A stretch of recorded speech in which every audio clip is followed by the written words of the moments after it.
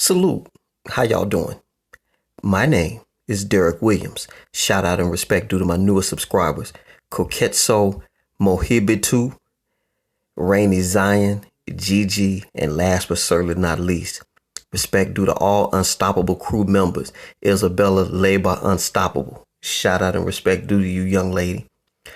David Muir just announced on ABC News that the United States coronavirus infections have surpassed that of China. That dog still don't hunt to me. And when I go live on Saturday, I'm going to show you one idiot entertainer that has all the answers to our questions.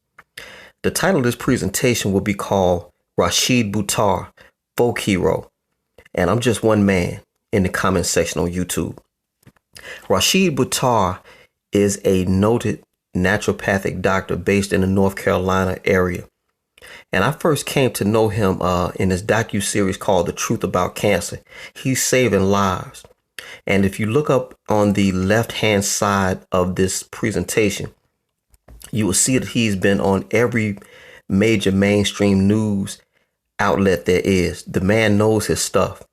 But the stuff that he's going to talk about probably isn't really sexy, so I don't expect this to get a lot of views, and that really doesn't matter.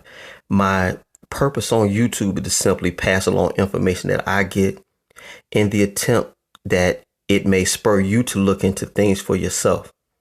I'm not a doctor, but he is. So I'm going to step aside and I'm going to let him talk and just have an objective mind. I think you will be very impressed and absolutely shocked when you hear what this man has to say. All y'all take care. Greenville, Mississippi till I die. Hi everyone. There have been a lot of people that have been waiting for this video for a long time, and the delay has been because the more I looked at this, the deeper the rabbit hole went, and it was unbelievable. And I want everybody to know that yes, there is something to be concerned about, but it's not the COVID-19. There's other things that we need to be really concerned about.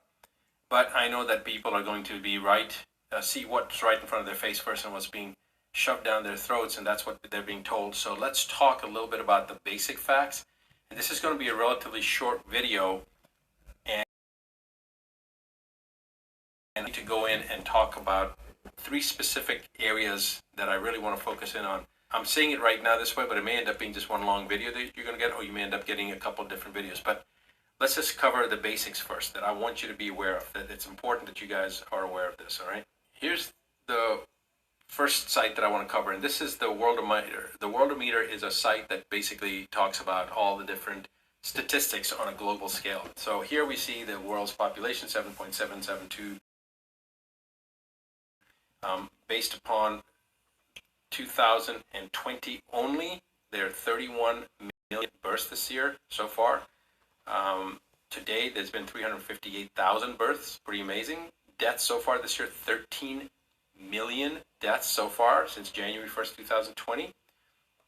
Net population has increased by 18 million, meaning that the number of people that have died from whatever, and then you take the number of people that have been born, and you take the number of people born, subtract from that how many people died. We have had a net gain population of 18 million people so far this year.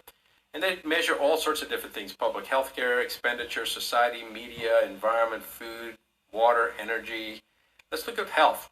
276,688 people that have died this year so far in the first 3 months. And today's March 21st, 2020. So we haven't even hit the first quarter of this year so far, but still we've had 2.876 million people that have died of communicable diseases. So far this year, we've had 107,000 deaths due to the seasonal flu.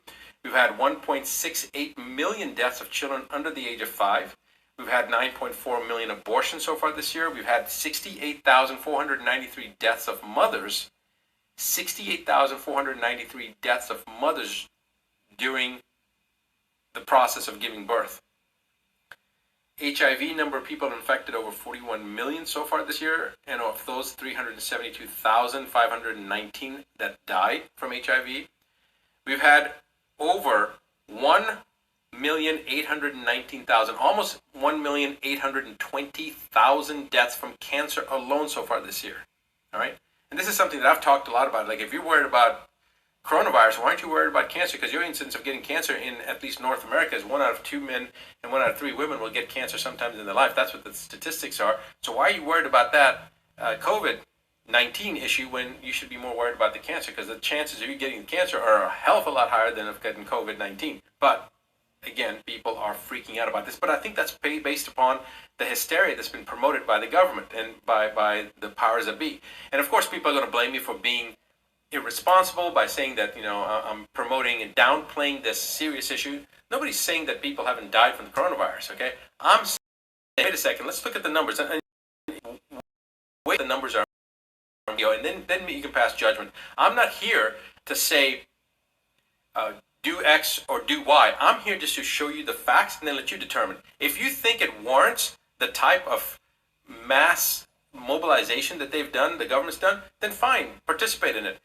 But there's something very, very suspect, and you will know that in less than 2 minutes because I'm going to first talk about the number of deaths. Because the number of people that died of coronavirus compared to the number of people that have died from other sources to do with health in the world since January 1st, 2020 is less than 0.1%. Okay, we've got 1.8 million far on the planet this year in the first 3 months, less than the first quarter of this year, and nobody's talking about that. Let's go on.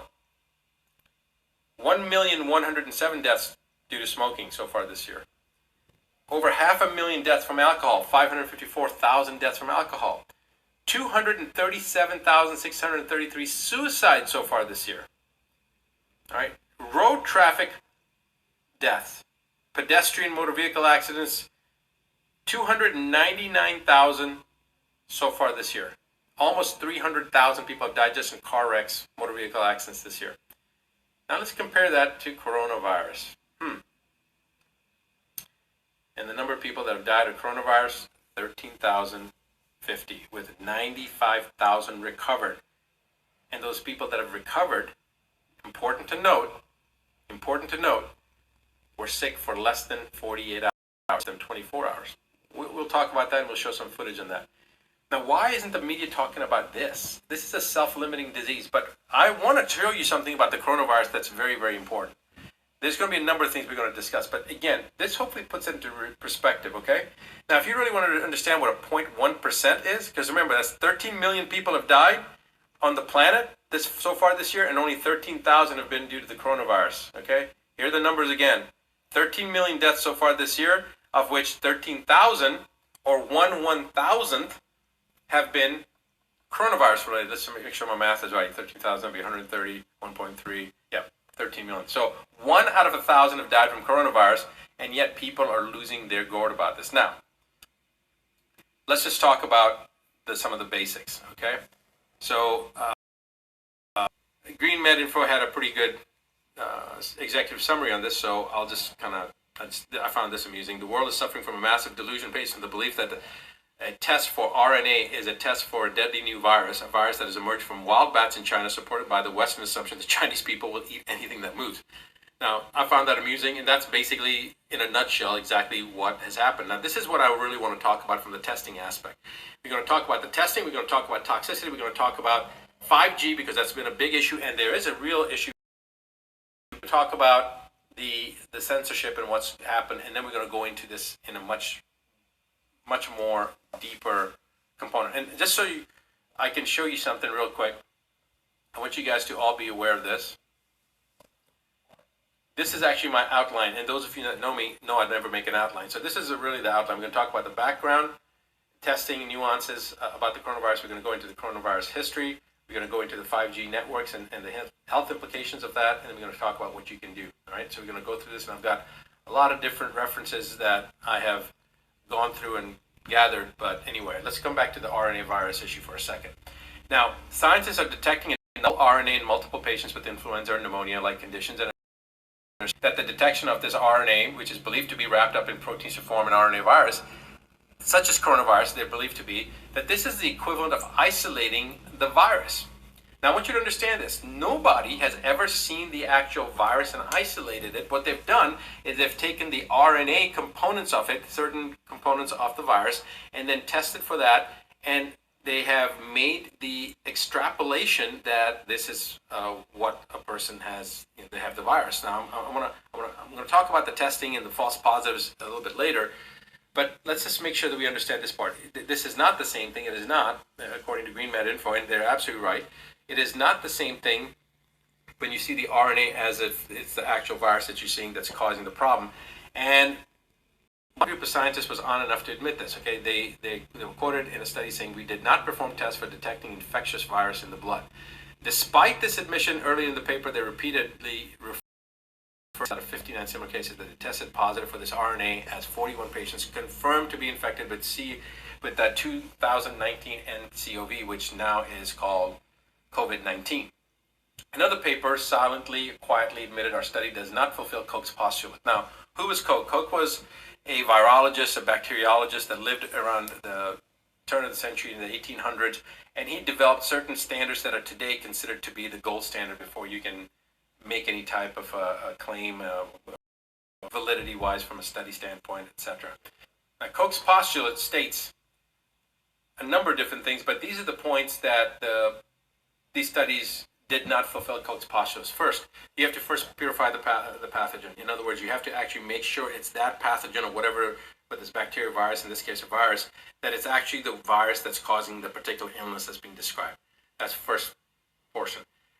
Then you have to expose the susceptible animals. Of course, I'm not talking about humans here, but that's what Koch's postulate is, that you expose the susceptible animal to the pathogen, and then you have to verify that the illness that's being observed is actually produced by this, whatever this pathogen is. And then on the back end, once you've established that, then you should re-isolate and re-purify the pathogen to make sure it's actually the etiological component, that's actually the causative component that's to be there. Now, this is the basics of the Koch postulate. These studies did not meet Koch's postulate, all right? So it's important to remember that. Now, famous virologist Thomas Rivers, in a 1936 speech, so that's about 85 years ago, made the comment that it is obvious that Koch's postulates have never been satisfied or have not been satisfied in viral diseases.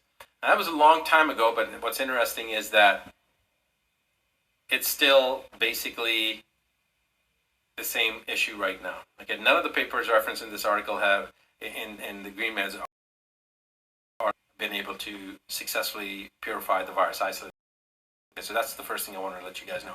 Am I saying that there's no such thing as a COVID-19 virus? No, that's not what I'm saying.